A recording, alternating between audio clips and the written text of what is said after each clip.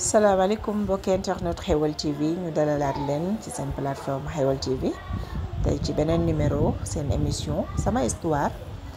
comme niñ leen koy faral di dégtalee rek saa su nekk ci biir émission bi dañuy faral di dékk suñu micro ay nit yoo xamante ni rek histoire bi ñuy raconté ñoom ñoo ko dund muy nekk nag histoire yoo xamante ni lu leen di tiis la ñu nettali ko waaye amaana dañuy dem téye ko seen xol ba dootuñu ko àttanati du coup dañuy bëgg génne ko pour se libérer donc tey aussi ñu di leen dégtalaat benn histoire boo xam ne tey c'est un fait de société boo xamante ni c'est vraiment fréquent ci li nga xam ne moom moo di société sénégalaise rawatina nag ci li nga xamante ni rek moom mooy dans le monde médiatique parce que tout le temps ñu dégg yu mel noonu li nga xamante ni rek moom mooy promotion canapé tey nag kii ñu seet si daf ci dund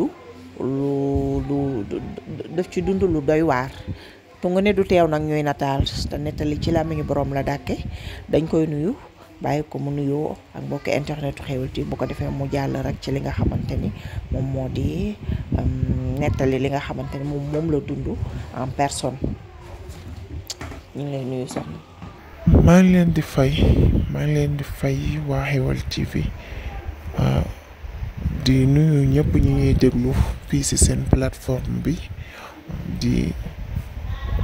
nuyu ñëpp daal. waaw man dama dund loolu promotion canapé ma dund ci lu doy waar lu yéeme loo xamante ni tey gis na ma sax pour ma di ko nettali parce que c'est un sujet très sensible ci man ndaxte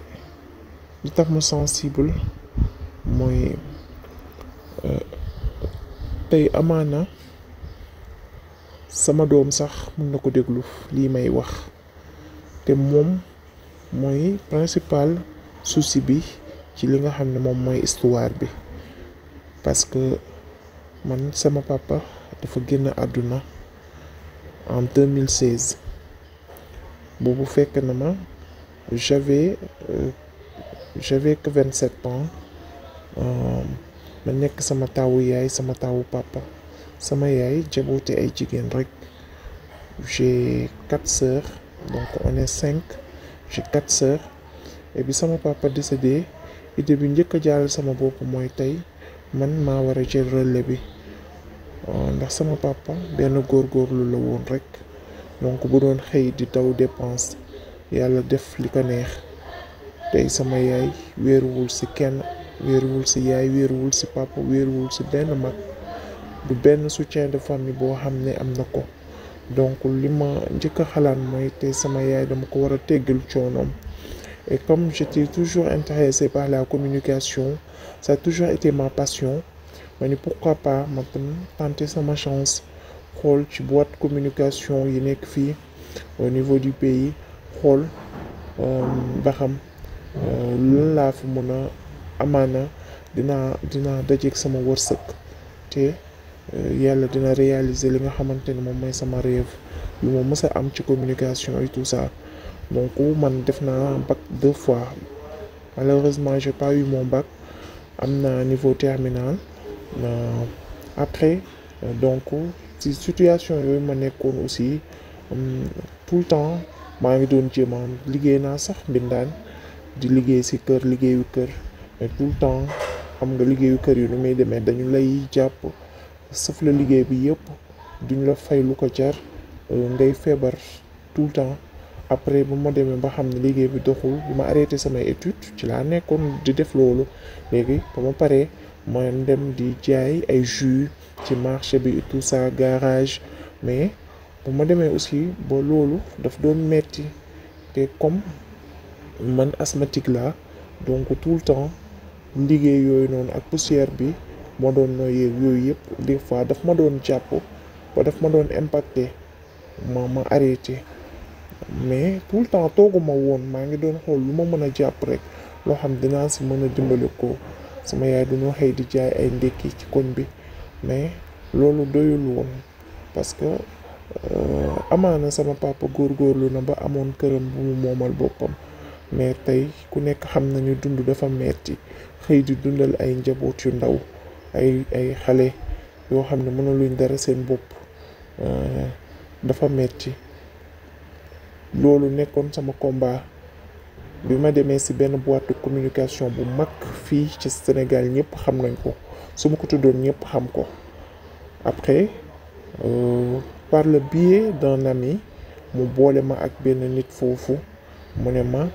soo demee ci moom après nga yóbbu sa CV et tout ça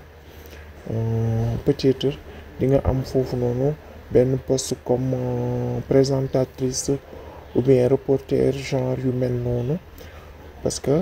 j'ai vu avec ta voix mën nga ko def te aussi comme y a la volonté y a la passion et tout ça après mën nga ci di génn avec un peu plus benn formation rek bu ñu la boosté ak benn formation bu taxaw rek di nga ci mën a génn man tamit je me suis dit que pourquoi pas ma essayer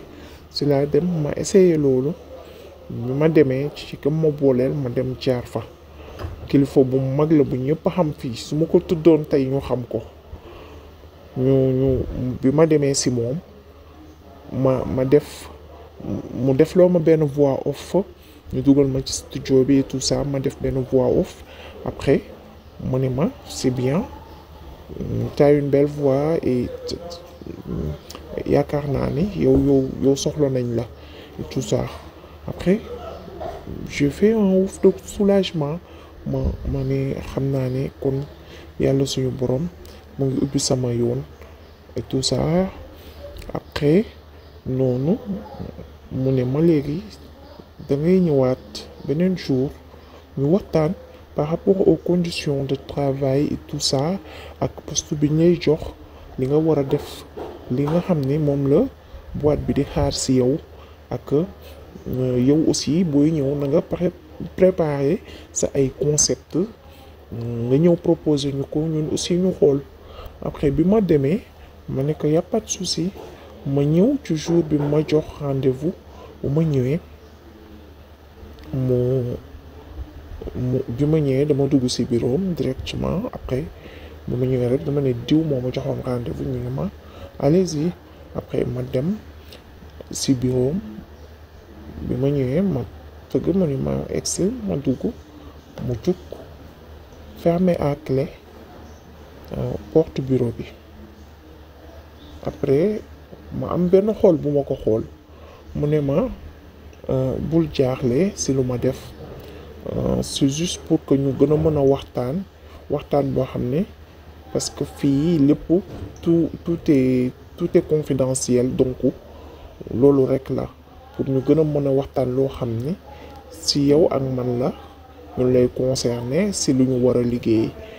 ma ne ko d'accord mais ba noonu sama xel mu ngi xel ñaar parce que dama ne dans le cadre professionnel pour man amul lenn loo xamante ni waroon na mën a c'était suspect daal ci man mais après ma xaw a dalal sama xel rek ma ne xam naa du dara peut-être naa jàpp lu ma wax rek léegi noonu ñu toog ci la commencé ma ne ko d'ailleurs indi naa concept yu ma laajoon ma présenté ko concept yi ma ne ko man pare naa pour def lii ak lii ak lii parce que communication ça a toujours été une passion ci man et peut-être par défaut de moyens moom moo tax man j'ai pas pu continuer mes études wala def yenn formation yi pour gën a mën a améliorer sama niveau communication mais bon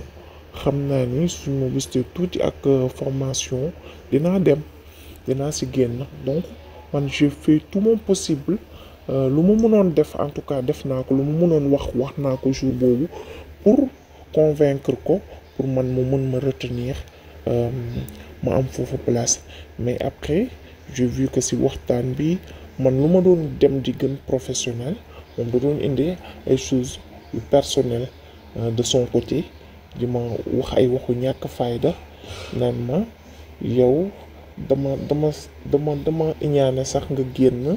ñu di la gis xam naa dama lay nëbb parce que bugguma kenn gis la xelam di nekk ci yow. Après noonu ci la jógee mu commencé di laal sama loxo yi. Après ma ne ko mais attendez monsieur vous faites quoi là man lu ma doon xaar du lii et puis lii taxuma fi ñëw mu ne ma nekkalu nit fii noonu la affaire yi di demee sa moroom yi nga gis fii yëpp tey fii lañu jaar te yow soo bëggee egg fi nga bëgg a egg da ngay topp ci man samay bëgg-bëgg soo toppee samay bëgg-bëgg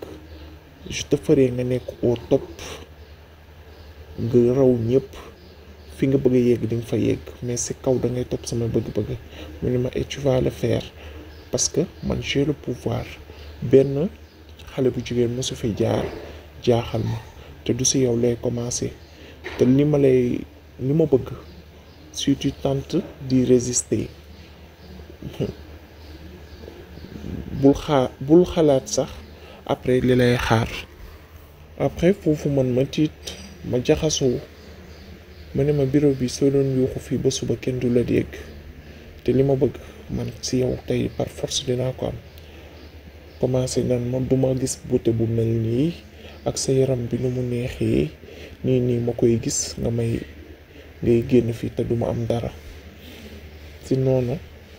la génnee benn genre coupe ongle la mu génne nii kii bi mu tiimale ma ko mu ne ma dama bëgg nga noppi te nga topp ma ci man sama bànneex li ma bëgg. Après noonu ci la ma forcé ma egg sama kaw violé ma defloo ma lu ma neexul ba ma paree après ma toog di jooy mu ne ma arrête de pleurnicher tu fermes ta grande gueule nga jug tu t'habilles après mu mel ni dara xewul si tu restes sage nag sama promesse dinaa ko tenir ak yow léegi jox naa la rendez-vous beneen jour nga ñëw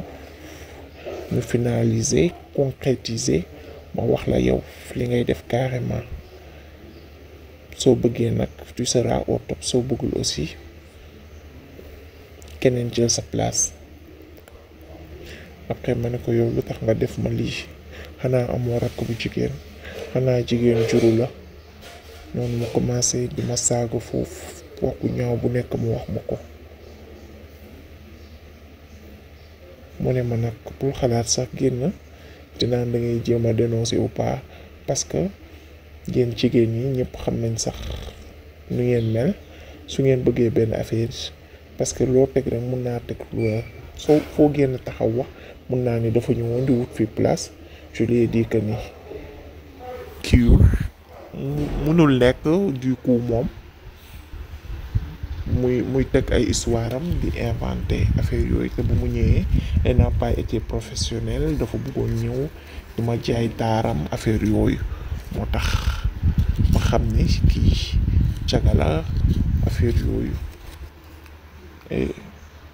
par si kersa